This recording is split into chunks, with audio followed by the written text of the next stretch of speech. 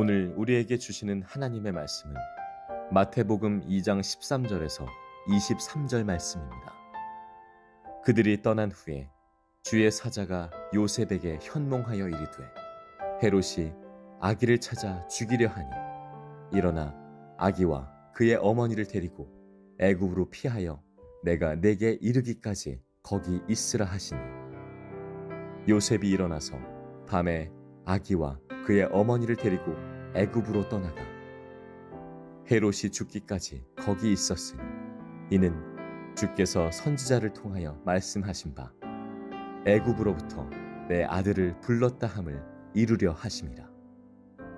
이에 헤롯이 박사들에게 속은 줄 알고 심히 노하여 사람을 보내어 베들레헴과 그 모든 지경 안에 있는 산의 아이들을 박사들에게 자세히 알아본 그때를 기준하여 2살부터 그 아래로 다 죽이니 이에 선지자 예레미야를 통하여 말씀하신 바 라마에서 슬퍼하며 크게 통곡하는 소리가 들리니 라헬이 그 자식을 위하여 애곡하는 것이라. 그가 자식이 없으므로 위로받기를 거절하였도다 하며 이루어졌느니라. 헤롯이 죽은 후에 주의 사자가 애굽에서 요셉에게 현몽하여 이르되 일어나 아기와 그의 어머니를 데리고 이스라엘 땅으로 가라. 아기의 목숨을 찾던 자들이 죽었느니라 하시니 요셉이 일어나 아기와 그의 어머니를 데리고 이스라엘 땅으로 들어가니라. 그러나 아켈라오가 그의 아버지 헤롯을 이어 유대의 임금됨을 듣고 거기로 가기를 무서워하더니 꿈에 지시하심을 받아 갈릴리 지방으로 떠나가 나사렛이란 동네에 가서 사니 이는 선지자로 하신 말씀에 나사렛 사람이라 칭하리라 하심을 이루려 함이로라. 아멘. 하나님의 말씀입니다. 오늘 읽은 이 성탄절 예배의 성경 본문은 우리가 늘 성탄절 때마다 자주 읽던 마태복음 2장 1절에서 12절까지의 본문 이후의 본문입니다. 13절부터 그 다음 부분까지를 읽었습니다.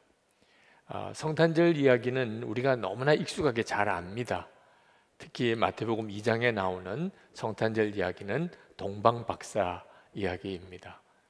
동방에 있는 박사들이 메시아가 난 그런 징조가 보이는 큰 별을 보고 그 별을 따라 유대 땅까지 오죠.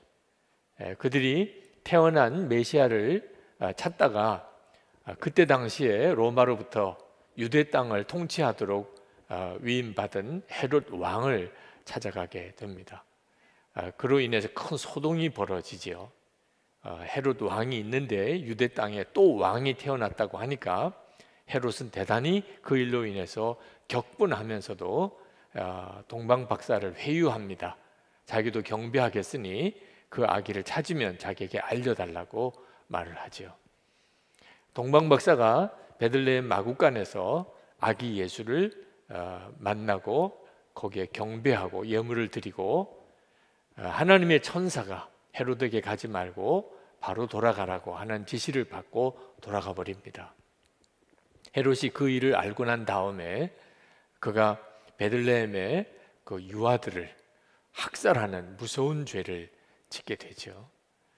자, 그로 인해서 요셉과 마리아는 태어난 아기를 데리고 애굽으로 피신을 갈 수밖에 없게 됩니다. 그리고 헤롯 왕이 죽고 난 다음에서야 그들이 다시 돌아오게 되는데 나사렛이라는 동네에 가서 거기서 살게 되었다 하는 이야기가 마태복음 2장 1절부터 오늘 본문에 이르기까지 쭉 나오는 말씀입니다. 우리가 너무나 잘 아는 성탄절 이야기죠. 그런데 이 성탄절에 우리가 오늘 특별히 주목하고 싶은 것, 또 성탄절 이야기에서 우리가 정말 놓치지 말아야 될 중요한 메시지가 하나 있는데 그게 오늘 본문을 택한 이유이기도 합니다. 이 성탄절의 이야기, 하나님이 사람이 되셔서 이 땅에 오신 이 성탄절 이야기에는 반드시 우리가 놓치지 말아야 될 메시지가 있는데 하나님의 예언의 성취라는 겁니다. 하나님께서는 구약 성경에 아주 많이 메시아가 태어나실 것에 대한 예언을 하셨습니다. 그 많은 예언들이 성탄절 이야기 속에 고스란히 다 성취됩니다. 그러므로 성탄절 메시지는 중요한 핵심 메시지가 말씀이 성취되었다 하는 것입니다. 오늘 본문 속에도 나오는 유아 살해에 대한 이 끔찍한 이야기도 이미 예레미야 31장 15절에 예언이 되어져 있습니다. 예수님의 가족이 애굽으로 피난을 갔다가 그 애굽에서 다시 돌아오게 되는 이 스토리도 그저 우연히 일어난 사건이 아니고 이미 하나님께서 예언하신 내용입니다. 호세아 11장 1절의 말씀의 성취입니다. 이처럼 예수님의 탄생 이야기 속에는 하나님께서 예언하신 말씀이 성취되는 그런 과정을 통하여 예수님의 탄생이 이루어집니다. 왜 그렇게 하셨을까요? 하나님께서 왜 이처럼 예수님의 탄생에 하나님의 예언의 말씀이 성취되는 방식을 취하신 것일까요? 초대 그리스도인들은 유대인들로부터 무서운 핍박을 받았습니다. 유대인들은 예수 그리스도를 믿는 그리스도인들이 구약 성경과 관련이 있을 것이라고는 전혀 생각하지 않았습니다. 그런데 마태가 마태복음을 쓰면서 예수 그리스도의 탄생은 전적으로 구약에 말씀하신 하나님의 예언이 성취된 것이라고 하는 것을 명확하게 밝히고 싶었던 것입니다. 예수님은 그저 우연히 어느 순간에 갑자기 태어나셔서 그분이 메시아라고 하신 게 아니라는 겁니다. 하나님께서 계속해서 말씀하시고 예언하셨던 내용이 하나도 어김없이 예수님의 탄생 과정에서 다 이루어졌다는 사실을 말하고 싶었던 거죠. 이것은 유대인들에게 있어서 대단히 중요한 문제였고 초기 우리 그리스도인들에게도 이것은 대단히 중요한 문제였습니다. 예수님이 정말 메시아구나 하는 사실에 대하여 부인할 수 없는 증거이기 때문에 그렇습니다. 근데 저는 오늘 이 말씀이 성취되신 성탄절 이야기를 통해서 주님의 말씀을 듣고 싶은 것은 이 말씀의 성취가 그때 당시 유대인들에게만 아니고 지금 우리들에게도 대단히 중요한 의미가 있다는 것 때문입니다. 성탄절의 가장 놀라운 메시지와 축복은 말씀이 성취된 것입니다. 예수님이 2000년 전에 유대 땅 베들레헴에서 태어나신 것 말씀의 성취입니다. 그러나 또 하나 성탄절의 메시지 임마누엘이시죠. 하나님이 사람과 함께 하시고 영원히 함께 하신다. 이 임마누엘의 메시지는 지금 현재 예수를 믿는 우리 모두에게 이루어진 말씀의 성취이기도 합니다. 에스겔서 36장 26절 27절에 임마누엘에 대한 예언의 말씀이 나옵니다. 또 새 영을 너희 속에 두고 새 마음을 너에게 주되 너희 육신에서 굳은 마음을 제거하고 부드러운 마음을 줄 것이며 또 내 영을 너희 속에 두어 너희로 내 율례를 행하게 하리니 너희가 내 규례를 지켜 행할지라. 하나님께서 영으로 모든 그리스도인들 구원받은 성도들의 마음 속에 임하셔서 그래서 성도들과 함께 하시고 그리고 성도들의 삶을 통하여 하나님의 말씀을 지켜 행하게 하실 것이라 하시는 이 정말 상상이 안 되는 놀라운 예언의 말씀들이 예수님이 이 땅에 오심을 상징하는 예언의 성취이기도 하고 지금 현재 그리스도인들이 예수님과 함께 동행하는 삶을 사는 놀라운 말씀의 성취이기도 한 겁니다. 저는 신학교에 들어갔을 때 첫 번째 성탄절에 참 충격적인 시 한 편을 읽었습니다. 17세기 독일의 시인인 앙겔루스 실레시우스라는 시인이 쓴 시입니다. 그리스도 베들레헴에 태어나심이 천수백 번을 헤아리건만 그리스도 내 자신의 마음에 나시지 않으시면 그 영혼은 아직 버림받은 채니라. 십자가만이 내게 구원을 주리니 골고다 언덕의 십자가 내 마음에 세워지지 않는다면 내 영혼은 영원히 이뤄진 것이니라. 그 신학교 1학년 때, 고등학교를 막 졸업하고 신학교에 들어갔던 그 1학년 때 이 시는 저에게 엄청난 충격이었습니다. 성탄절은 단순히 2000년 전에 예수님께서 이 땅에 태어나신 사건만 아니라는 겁니다. 모든 그리스도인들이 자기 안에 성탄절을 맞이하게 된다는 겁니다. 예수 그리스도께서 자기 안에 나시지 않는다면 2000년 전에 예수님이 태어나신 성탄절은 그에게 아무 의미가 없다는 것입니다.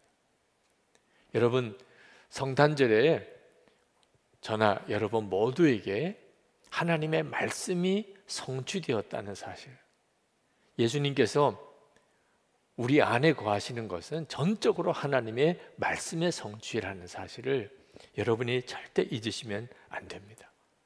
하나님께서 사람이 되셔서 베들레헴 마구간에 태어나신 일, 너무나 놀라운 사실이죠.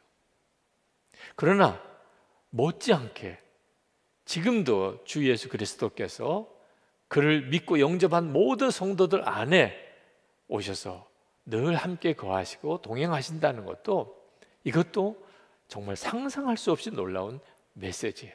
하나님의 말씀의 성취인 것입니다. 우리는 2000년 전에 예수님이 태어나시는 그 자리에 가볼 수가 없습니다. 우리는 그저 그 메시지를 전해 들은 거죠.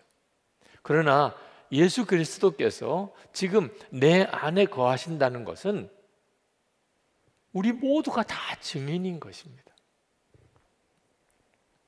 아직도 예수 그리스도께서 여러분의 마음에 거하시는 것이 믿어지지 않으시는 분이 있으실 겁니다. 예수님이 여러분 안에 거하셔서 여러분과 동행하시는 것이 생생한 여러분의 삶의 현실이 아닌 분도 있으실 겁니다.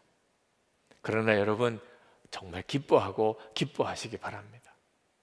여러분들도 다 예수 그리스도께서 여러분 안에 나시고 여러분과 함께 사시고 여러분과 동행하시는 것을 다 경험하게 되실 것입니다. 성탄절은 하나님의 말씀이 성취된 날이기 때문에 그렇습니다. 예수님이 여러분 안에 거하시는 것을 여러분이 정말 믿어지게 되고, 그리고 그렇게 예수님과 동행하는 삶을 여러분이 살게 될 것입니다. 그저 예수님을 막연하게 믿는 것이 아니고 예수님을 사랑하게 될 것입니다. 그건 다 약속된 말씀입니다. 요한복음 20장 29절에 예수님께서 도마에게 하신 말씀입니다. 너는 나를 본고로 믿느냐? 보지 못하고 믿는 자들은 복되도다 하시니라. 여기 보지 못하고 믿는 자들이 저와 여러분 아닙니까? 하나님의 말씀은 그대로 성취되었습니다. 베드로전서 1장 8절에 예수를 너희가 보지 못하였으나 사랑하는도다. 이제도 보지 못하나 믿고 말할 수 없는 영광스러운 즐거움으로 기뻐하니. 정말 놀랍지 않습니까? 우리는 예수님을 보지 못했습니다. 눈으로는 주님을 보지 못합니다. 그러나 우리는 주님을 사랑합니다. 보지 못하지만 믿고 말할 수 없는 기쁨, 영광스러운 즐거움으로 기뻐합니다. 이 말씀이 아직 여러분에게 경험되지 못하고 있습니까? 그렇다면 곧 주님은 그 은혜의 경험을 하게 해 주실 것입니다. 성탄절은 말씀이 성취된 날이기 때문에 그렇습니다. 여러분이 그 사실을 지금 믿음으로 취하시기 바랍니다. 여러분이 정말 믿고 주님께서 성경에 말씀하신 그 놀라운 약속들을, 예수 그리스도에 대한 예언들을 나에게도 그대로 성취시켜 주실 것이다. 여러분이 정말 믿으시라고 주님은 이렇게 해마다 우리에게 성탄절을 지키게 하는 것입니다. 하나님께서 약속하신 것이 있다면 그 약속은 반드시 이루십니다. 우리가 성탄절에 받아야 될 놀라운 은혜, 하나님의 말씀은 반드시 성취되는구나, 이 믿음의 확신을 얻는 날입니다. 그러므로 하나님의 말씀 그 자체가 우리의 기쁨이 되는 것입니다.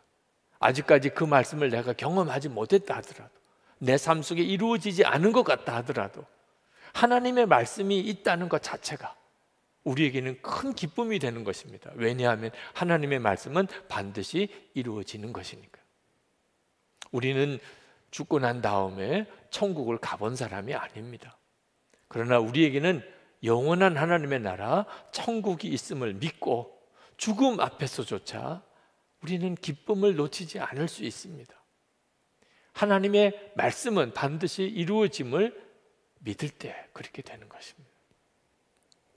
우리가 하나님의 말씀을 정말 믿게 되면 우리의 삶은 그 어느 것도 다 평범한 일이 아닙니다. 아주 작은 일조차도 거기에는 반드시 하나님의 놀라운 계획이 관여되어 있습니다. 세상 사람들은 자기의 인생이 예수 그리스도와 어떤 관계가 있을 것이라고 그는 꿈에도 상상을 못합니다. 그들에게 일어나는 어떤 일들도 예수님과 상관이 있을 것이라고 그들은 전혀 생각하지 못합니다. 그러나 구원받은 우리들에게는 다릅니다. 우리들의 삶 속에 일어나는 어떤 일들도 다 예수 그리스도와 밀접한 관련이 있습니다. 주님은 우리 안에 오셨고 우리의 생명이 되셨고 우리의 주님이시니까 우리가 좋은 일이 있을 때만 하나님의 은혜를 찬양하지 않습니다. 슬픈 일이 오거나 몸이 아픈 일이 오거나 또는 어려운 재앙이 닥쳤을 때조차도 우리는 하나님의 은혜 안에 있습니다. 주님은 그 순간에도 우리와 같이 계십니다. 그러므로 우리는 고난을 당하거나 슬픔을 당하거나 어려운 일을 당하는 순간에도 이제는 주님을 찬양하고 믿음으로 감사하고 그리고 끝까지 하나님의 말씀에 순종할 수 있는 것입니다. 이것이 성탄절에 우리가 누리는 말할 수 없는 은혜입니다. 코로나19로 인해서 올해 성탄절은 아마 초유의 그런 성탄절이 되는 것 같습니다. 제가 살아온 제 삶 속에 이런 성탄절은 없었습니다. 겉으로 보기에는 참 암울합니다. 그러나 여러분, 조금 전 설교가 시작되기 전에 우리 최우순 형제의 간증을 보셨잖아요. 2년 전 최우순 형제가 미국 창조과학 탐사여행을 가서 거기서 갑자기 쓰러져서 병원에 입원했다는 소식을 들었을 때부터 참 암울한 형편이었습니다. 그때는 정말 절망이었습니다. 왜 이런 일이 일어나는지, 최우선 형제에게는 어떻게 이런 끔찍한 일이 벌어진 건지, 교회 전체가 사실 그 일로 인해서 근심하면서 기도했었습니다. 조금이라도 희망적인 어떤 소식이 한동안 들려오지 않았습니다. 점점 더 사태는 절망적으로 갔습니다. 그러나 기도하는 중에 하나님께서는 반드시 이 일 속에 하나님의 일을 행하실 것이라고 말씀하셨고, 우리는 도무지 소망이 없는 가운데서도 계속해서 기도하고 또 기도해 왔습니다. 놀라운 일들이 벌어지기 시작하고, 가장 놀라운 일은 2년이 지난 이번 성탄절 최우순 형제가 자기 육성으로 성도들에게 간증을 할 수 있게 됐다는 것입니다. 코로나19 상황으로 인해서 우리는 2020년이 참 암울하게 느껴집니다. 그러나 아직 여러분 속단하지 마셔야 합니다. 하나님의 약속의 말씀을 우리는 확인해야 합니다. 하나님이 우리에게 어떤 말씀을 주시고 계시는지를 우리가 항상 주목해야 합니다. 주님이 포기하라, 주님께서도 절망하신다면 우리는 더 이상 희망이 없겠죠. 그러나 주님의 약속의 말씀이 우리와 함께 있다면 2020년은 우리의 삶에 있어서 참으로 놀라운 간증의 해가 될 것이라고 저는 믿습니다. 성탄절의 약속이 무엇입니까? 임마누엘입니다. 하나님이 우리와 함께 하신다. 그러면 충분하지요. 중요한 것은 그 약속의 말씀이 나에게 성취되었느냐 하는 것입니다. 오늘 이 예배를 드신 여러분, 여러분 안에 예수님이 2000년 전에 이 땅에 오셨을 뿐만 아니고 내 안에 거하신다. 나와 함께 임마누엘 하신다. 그 점에 대해서 여러분이 분명하십니까? 그것을 위해서 기도하시기 바랍니다. 성경이 믿음 없는 사람에게는 아주 따분하고 어떤 사람에게는 수면제 같은 역할을 할지 모릅니다. 그러나 하나님의 말씀은 반드시 이루어진다고 믿는 성도들에게는 성경 말씀은 이건 정말 너무나 놀라운 책입니다. 흥분이 되는 책입니다. 감독으로 선출되고도 다시 인도 선교사로 돌아갔던 스탠리 존스 선교사님, 그분이 인도에 있는 어느 집회에서 성경 중심으로 살아야 한다, 하나님의 말씀을 붙잡고 살아야 한다 하고 말씀을 전했을 때 어느 인도 청년이 그런 질문을 했답니다. 선생님, 이렇게 성경을 붙들고 산다고 돈이 생기나요? 음식이 생기나요? 그때 스탠리 존스 선교사님이 그 청년에게 이렇게 대답을 했습니다. 한 가지 분명한 약속을 할 수 있네. 만일 자네가 이 말씀을 붙들고 산다면 그때부터 이 말씀이 자네를 붙들어 인도할 것이라네. 여러분, 정말 그렇습니다. 우리가 하나님의 말씀을 정말 붙잡고 살기 시작한다면, 그러면 어느 순간에 그 말씀이 나를 붙잡고 가는 것을 경험하게 될 것입니다. 하나님의 말씀은 반드시 이루어진다고 믿는 것은 우리가 무기력하게 그냥 가만히 있자는 게 아닙니다. 하나님이 말씀하셨으면 이루어질 거 아니야? 내가 뭘 역할을 할 게 뭐 있겠어? 그런 의미가 아닙니다. 여러분, 하나님의 자녀가 되었다는 사실을 믿으니까, 그러니까 담대하게 기도를 할 수 있는 것입니다. 우리는 예수님으로 인하여 의롭다함을 받았음을 믿으니까 우리는 경건하게 살 힘을 얻게 되는 것입니다. 우리에게는 마귀를 이길 권세가 주어졌다는 말씀을 믿으니까 우리는 담대하게 마귀와 싸울 수 있는 것입니다. 하나님의 말씀을 믿으면 사람이 진취적이게 됩니다. 삶 전체를 바꾸어 나갈 수 있는 힘이 생기는 것입니다. 하나님의 말씀은 반드시 이루어진다는 사실을 믿으니까 그 하나님의 말씀을 붙잡고 살 힘이 생기는 것입니다. 우리에게 힘들어 보이고 답답해 보이는 일이 많아도 여러분, 그것이 문제가 아닙니다. 문제는 오직 하나, 하나님의 말씀이 무엇인가, 하나님의 약속이 무엇인가 하는 것입니다. 요한복음 7장 38절에 나를 믿는 자는 성경의 이름과 같이 그 배에서 생수의 강이 흘러나오리라. 마태복음 18장 20절에 두세 사람이 내 이름으로 모인 곳에는 나도 그들 중에 있느니라. 마태복음 28장 20절에 내가 세상 끝날까지 너희와 항상 함께 있으리라 하셨습니다. 이 말씀이 우리에게 이루어졌습니다. 또 이루어질 것입니다. 반드시. 그걸 붙잡고 살자는 것입니다. 그러면 충분합니다. 문제가 큰 게 문제가 아니고 문제보다 더 크신 그 주님이 우리와 함께 계신 것을 믿을 수 있느냐 하는 것이 문제인 것입니다. 저는 저 개인적으로 하나님께 감사한 것은 정말 믿어지지 않고 체험되지 않는 말씀에 대하여 포기하지 않고 그 말씀을 붙잡고 하나님, 이 말씀이 제게 이루어지기를 원합니다 라고 기도했었던 것입니다. 그 말씀은 제 삶 속에서 계속해서 성취되고 또 성취되는 것을 경험하고 지금까지 왔습니다. 저는 여러분들에게도 그렇게 하기를 원합니다. 성탄절에 우리가 받은 은혜는 말씀은 성취된다는 것입니다. 2021년은 어떤 일이 일어날지 예측할 수가 없습니다. 2020년보다 더 큰 어려운 해가 될지도 모릅니다. 그러나 여러분, 그런 말에 여러분 마음을 위축시키게 내버려 두지 마시기 바랍니다. 2021년은 한 가지 분명한 사실, 한 가지 정말 너무나도 확실한 사실이 있습니다. 하나님의 말씀이 이루어질 것입니다.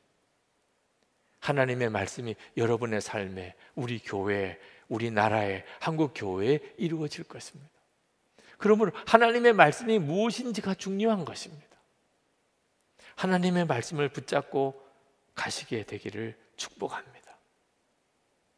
성탄절인 오늘 하나님의 말씀을 붙잡는 시간이 되시기를 원합니다.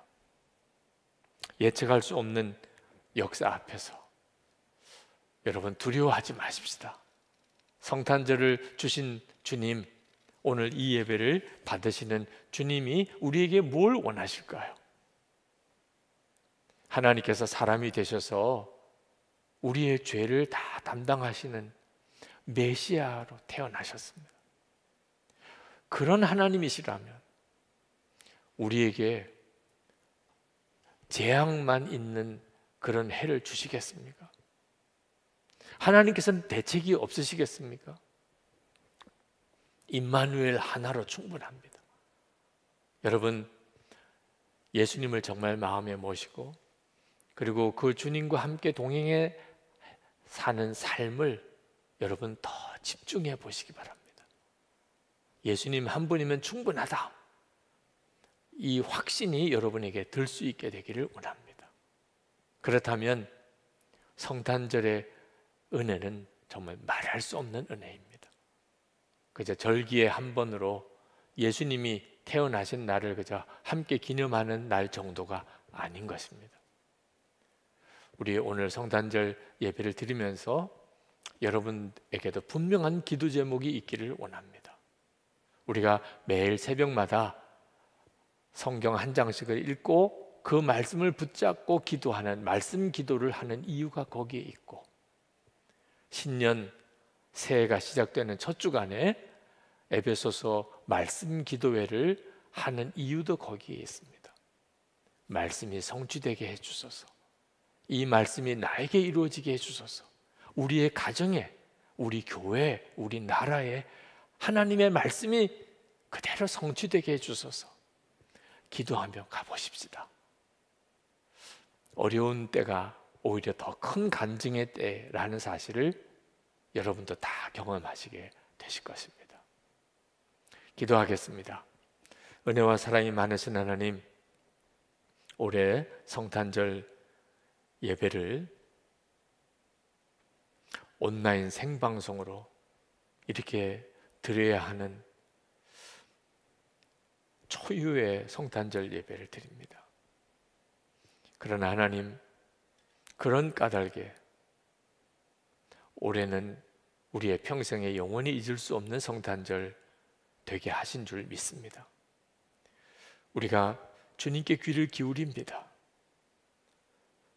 성탄절의 주인공이신 예수님, 주님을 놓치지 않는 그런 특별한 은혜가 있기를 원합니다.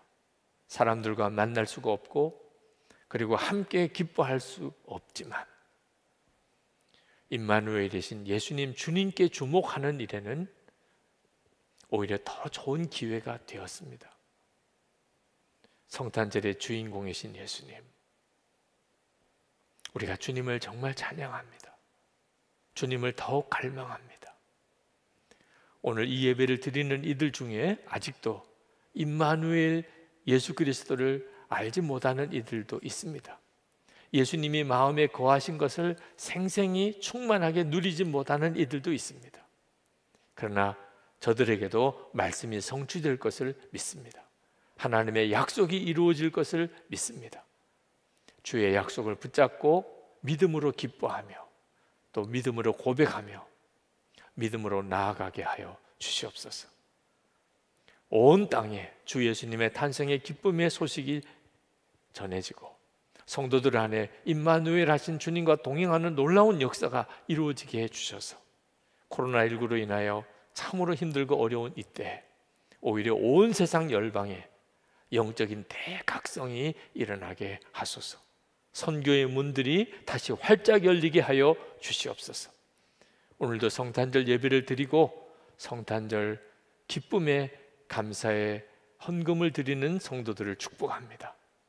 저들의 마음의 기쁨, 주님을 향한 그 마음의 예물을 하나님이 받아주소서. 그리고 성탄절의 은혜, 성탄절의 복이 충만하게 하소서. 성도들의 가정 안에도 충만하게 하소서. 모든 가족들이 다 예수 그리스도 안에서 하나 되는 은혜의 역사가 이루어지게 하여 주시옵소서. 그리고 온 세계 열방에 주의 영광이 드러나 주옵소서. 예수 그리스도 이름으로 간절히 기도합나이다. 아멘. 자, 우리 다 일어나셔서 성탄 찬송을 같이 부르시겠습니다.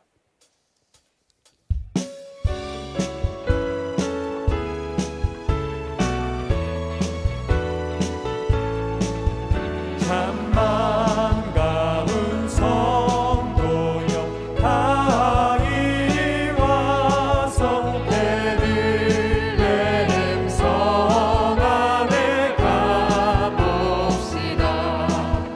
저 구유에는 이 신나기를 보고 엎드려 절하세 엎드려 절하세 엎드려 절하세 꾸준한 여호와의 말씀이 여호와의 말씀이 육신을 입어 날 구원할 구주가 되셨도다. 그 감사한 찬송을 주 앞에 드려 엎드려 절하세 엎드려 절하세 엎드려 절하세 구주나셨네.